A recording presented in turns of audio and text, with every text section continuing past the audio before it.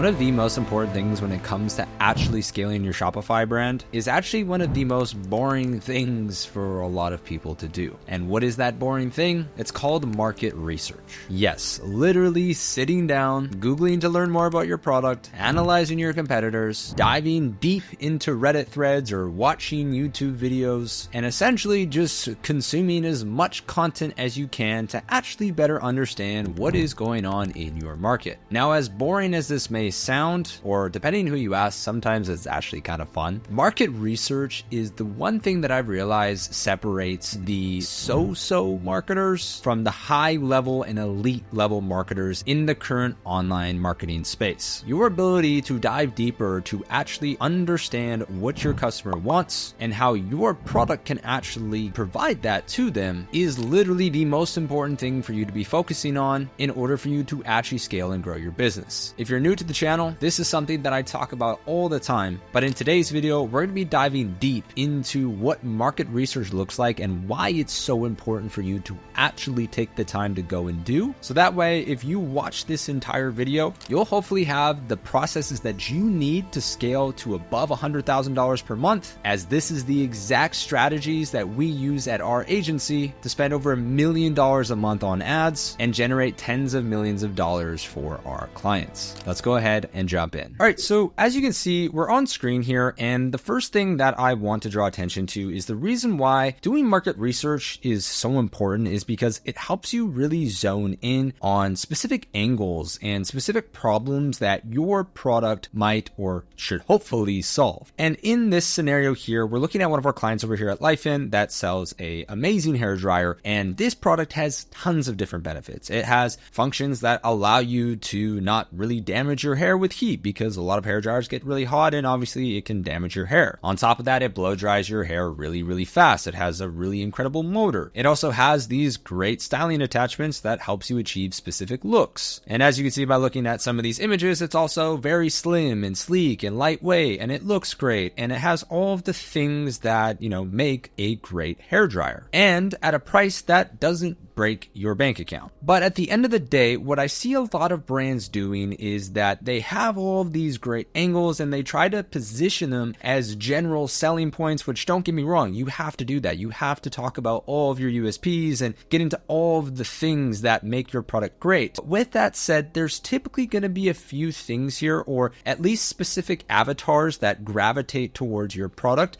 And the goal of market research is ultimately to dive deeper into those specific avatars or the specific selling points of that product and understand more about why they're selling points that people should care about. So that way you can bridge the gap between somebody just seeing something like 60% slimmer, 70% lighter, and 100% sleeker, just being this general add-on, to get this to be something that is way more in depth and actually a benefit for the user by going deeper and understanding why it matters that the hair dryer is slimmer and why it matters that it's lighter. Because if we can dive into those things and understand where those become use cases for the user, and then we can showcase that in our ads or showcase that in our landing pages, it makes the world of a difference for someone who is considering to buy this product. And we're essentially helping them make the connection of, okay, here's this feature of a product, and through good marketing or good optimization on the website, I can then understand how it benefits me as a user, and I don't have to make the connection myself. Now, with that said, how do you figure this stuff out, right? Where do you go to actually do market research? And well, the first thing that I'm going to do is I'm actually going to turn this around into focusing on something around curly hair, who is actually a specific avatar, is really like people with curly hair, a specific avatar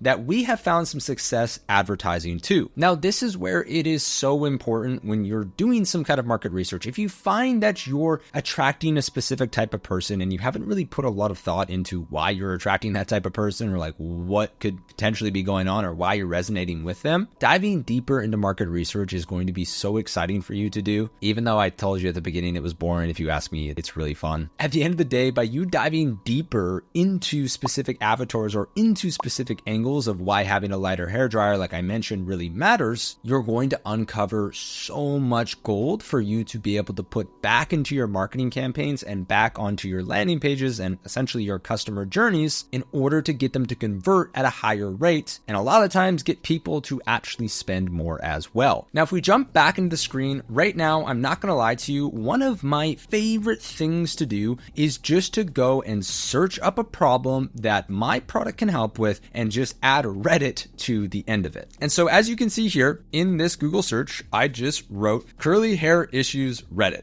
And as you can see, it's pulled up all of these things of curly hair issues we don't talk about, our curly hair, curly hair problems. It sucks having curly hair. So sick of struggling to deal with curly hair. Is there, name the worst thing about having curly hair, which is the first one I'm going to click in and show you. I'll go first, right? So there's all these threads of literally people just giving you so much golden information about their problem, the things that they're doing to try to solve it, and ultimately what they're struggling with. And at the end of the day, what market research really is just showing that you did your homework. And this, as you can see in this video, is very, very simple to do. Like in the world that we live in right now, we can literally go and Google search something and have endless amounts of information to digest in a matter of minutes, compared to before you would have to go out and conduct surveys and go and interview people on the street and ask about these problems, where it's now we just Google it and it's right there. So what I like to do is just jump in here, just head first, and just start consuming as much of this as I can to start to really dive into all these different problems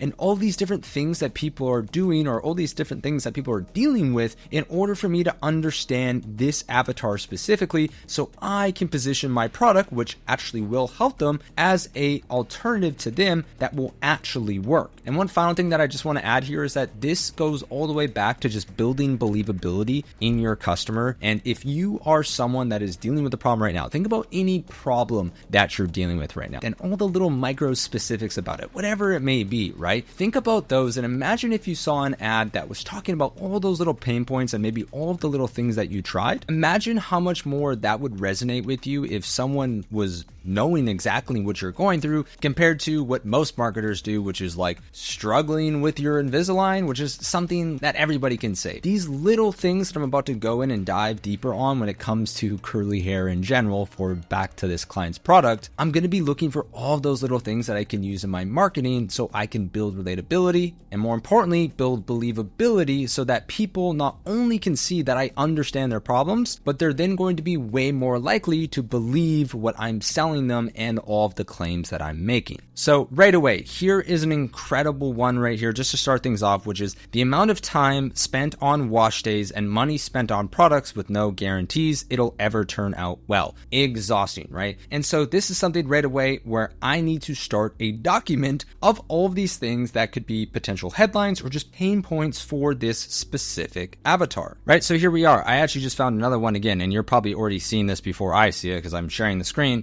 But with that said, this is another incredible one right here, which is your hair never looks the same day to day. And so what I love about Reddit is people are just so real on here, and there's not that many people that are talking on this, but it's extremely relatable for the people that are dealing with this. And there's the people that are going to go to Reddit and talk about this, which there's a few hundred people in this thread, but there are so many other people that are experiencing this. And so something like this is so unique. So even just a simple headline of hair never looks the same, something like that could be an incredible way for you to, again, build relatability, and people are going to see that and be like, oh gosh, yeah, my hair every day, it's something different, right? And so this, for people with curly hair specifically, again, is going to resonate with them, and it's going to call to them directly. Or even look at something like this, which is how you can never push glasses or sunglasses on top of your head because the curls get tangled, and it's this one moment failure turns into 5 minutes of untangling, cursing, and broken hair strands. So even just taking this and thinking about going and doing some kind of shoot around this, where if you had,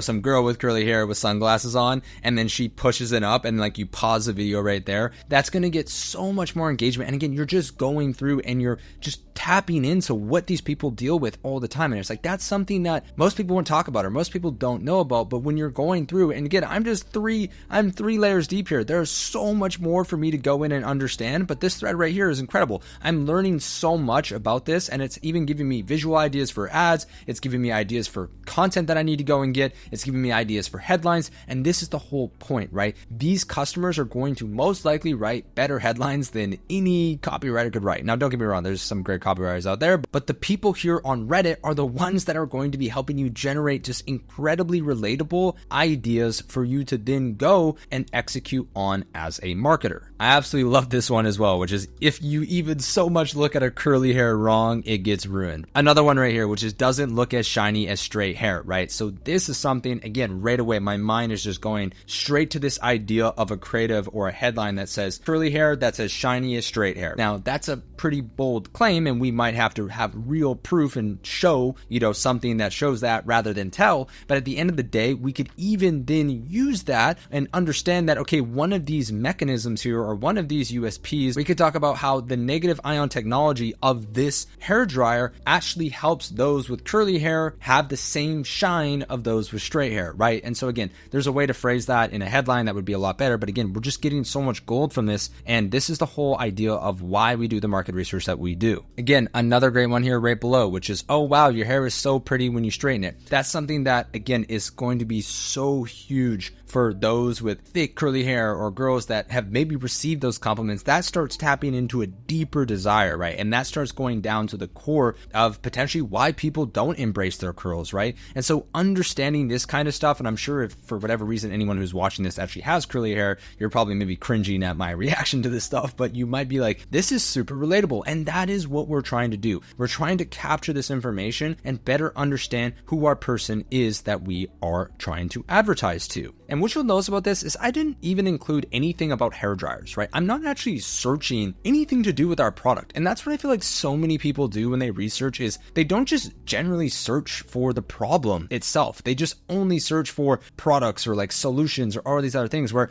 for me, my best research just comes from searching up the problem. And I'm going to see all of the other solutions. I'm going to just learn more about this person in general. And again, at the end of the day, I'm doing my homework to better understand who this person is. And so when you remove the product from your research and just focus on the problem or just focus on the person that you're trying to talk to, you're going to get so much more information that is actually relevant compared to things that are just focused on your product, or they're in an environment where they're reviewing a product or talking about something else. I'm literally right now just in a thread of people relating to one another about their problems of having curly hair. Which then leads me to an example of how you can actually go and execute this on your website, right? So once you've gone through and done the research, and again, I just scratched the surface when it comes to research. I went through one Reddit thread and I didn't even really go that deep into any of the other methods. Another one of my favorite methods is simply just going on YouTube and doing the same thing, just watching videos about how people deal with their curly hair. Another incredible thing to do is just more of a broad Google search as well and just see what comes up. Try to go and read some studies. Maybe there's certain things that have been done. Last week, I was doing research around stomach and digestive issues, and I was deep into John Hopkins reports and all these other things and specific data points that just come from Google too. So it's not just limited to Reddit, although with that said, Reddit is incredible for trying to understand who this specific person is that you're going after, and of course the problems that they're dealing with. But at the end of the day, there are so many other areas that you can go and dive deeper into to compile your research. And that's the one thing that I really want to clarify, because I feel like a lot of people nowadays are trying to automate this process, especially with AI. But I'm of the belief that the research that you do actually works more on you than you work on it. And that's a saying from the big man, Alex Hormozi himself, when he talks more about just doing the work in general and about how doing the work makes you better. It's the same thing if you ask me when it comes to research. The type of person that you are after you go and do this amount of extensive research to go and understand who you're selling to and how you can actually help them makes a huge difference when you go to type up your landing pages or type up your ads and come up with new ideas. Now, with that said, going back to this page, this is a great example of, on the hero section here, how we've taken some of the research that our team has done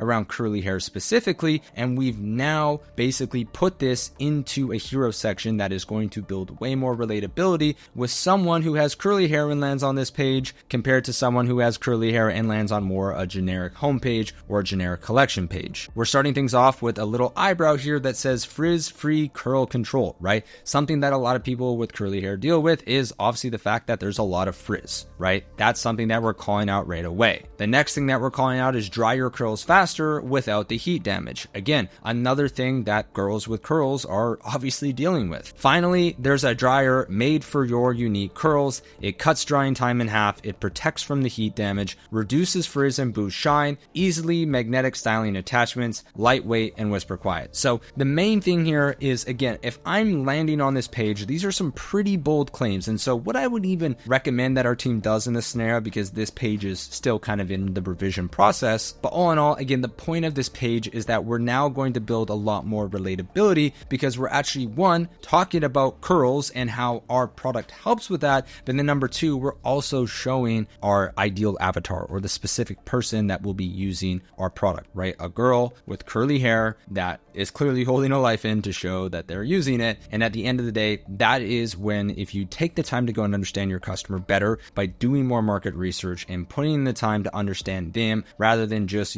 what your competitor's doing or what ad format is working best on YouTube or whatever it is, the absolute best ideas that you're ever going to come up with are going to be from doing your own market research, and more specifically, doing research on the person that you're trying to help. With all that said, if you made it to the end of this video and after going through this, you're like, wow, that seems like it's a bit of work and I'm not really sure if that's something that I want to do. Well, thankfully, our team is here to support you. If you're looking for the help of a growth-focused partner to dive into your business, better understand your products, and better understand who to sell them to, simply click the first link in the description down below and apply to work with myself and my team. Or if you want even more information about how we do deep dive research, I'd also encourage you to check out our consultation program, where we walk you through end to end how to do everything in scaling a Shopify brand in 2024 and beyond. With all that said, thank you for taking the time to watch this week's video, and I'll see you next week.